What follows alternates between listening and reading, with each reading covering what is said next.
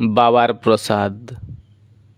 যখন ভোর হলো, রাস্তাতে একের পর এক আলো ছিল। অটোমেটিক আলো নিভে গেল। তখন সকাল হয়ে গিয়েছিল। রাস্তাতে তখন গাড়ি ও ঘোড়া খুব কম চলছিল। একটা বাস আসলো, তাতে প্যাসেঞ্জার খুব কম ছিল। প্রথম সিটের প্রথমে আমি।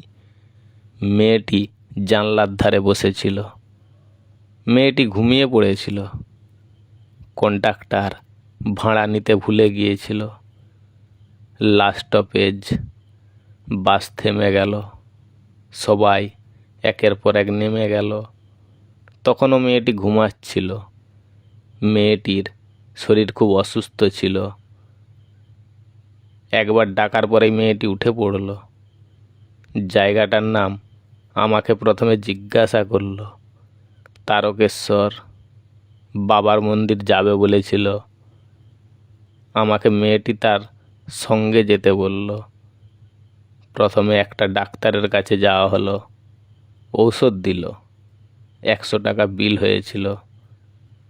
মেয়েটি টাকাটা দিল। প্রথমে কিছু খাবার পর ঔষধ খেতে বলল। কিন্তু জল ঢালবে বলেই তো এসেছিল। ঔষধ না খেয়ে প্রথমে জল ঢালবে বলল। জ্বরে মেয়েটির গা পুড়ে যাচ্ছিল। স্নান করে জল নিয়ে এলো। তখন জ্বর আরও বেড়ে গেল। জল ঢালবে না বলছিল। যে কোনো একটা ঘর মেয়েটি আমাকে ভাড়া নিতে বলল।